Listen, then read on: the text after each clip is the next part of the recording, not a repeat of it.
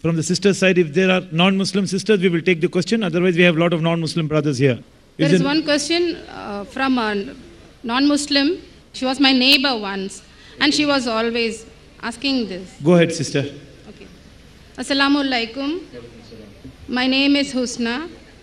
I'm a homemaker. My question is, that is, my neighbor's question is, every Muslim follow Quran in the whole world. Why then too many Jamaat? The non-Muslim neighbor always asks me, she says, then why do you say one Allah? Because so many Jamaat is telling that covering head during the namaz is not required, and shaking the first finger and whatever. Sisters asked a question that one of her neighbors asked, that if all Muslims believe in one Quran, they believe in the same book, then why are there so many sects, so many Jamaat? The reply is given in the Quran in Surah Al-Imran, chapter number 3, verse number 103. وَاتَصِمُوا بِحَبْلِ اللَّهِ جَمِيعًا وَلَا تَفَرَّقُوا.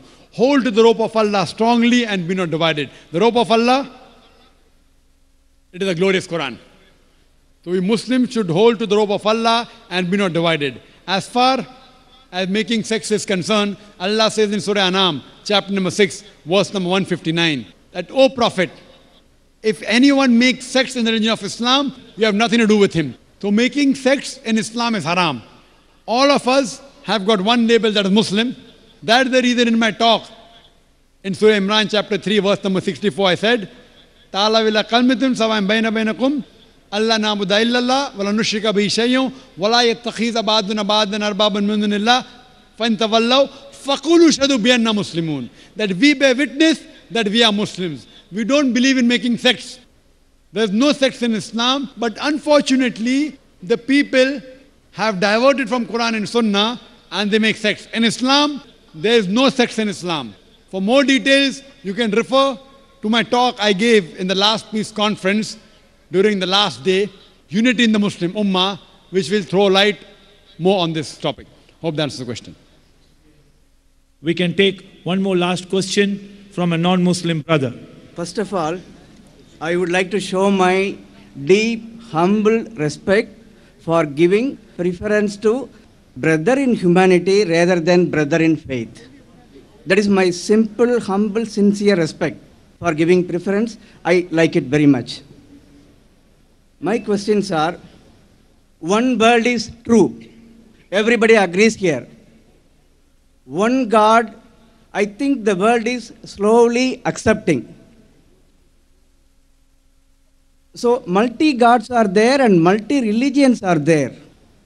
I believe God surely likes to prove that back again. Like in the past we had one God, one earth, one religion.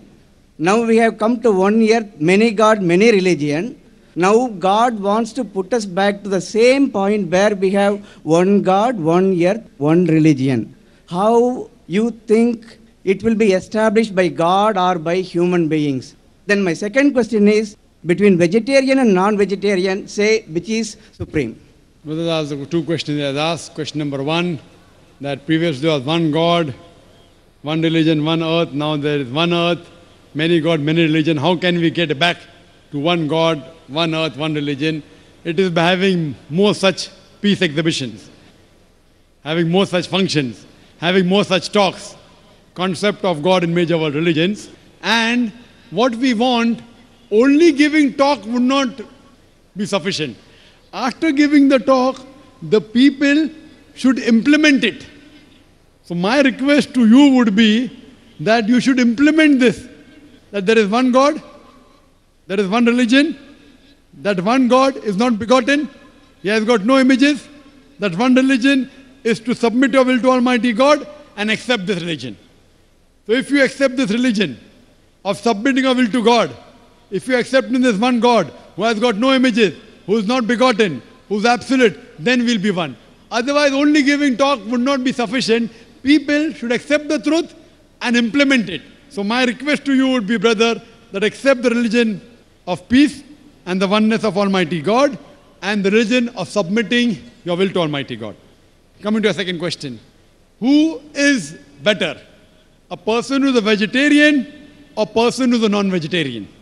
I would say it doesn't make a difference whether a person is a vegetarian or non-vegetarian. A person who accepts the will of God is a better human being, irrespective whether he is a vegetarian or non-vegetarian. It is not compulsory in Islam that a person should be a non-vegetarian. In my talk of a debate, I've told a person can even be a good Muslim by being a pure vegetarian. Having non-veg in Islam is not compulsory, but why a person should have non-veg, I've given a talk on that. There's a debate I had with a Jain on the topic of is non-vegetarian food permitted or prohibited. But as far as the question is concerned, who is better? The Quran says the person who has taqwa.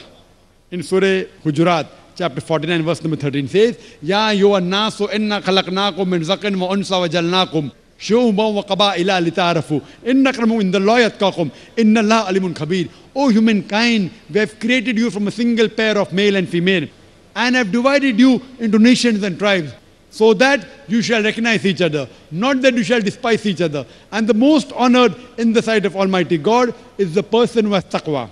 The only way you can be superior to other human being is by taqwa. It is by piety. It is by God consciousness. Otherwise, eating non-veg, as long as you are following the commandment of Almighty God, it is not a sin. I can prove that from Hindu scriptures, from the Christian scriptures, as well as from the Quran.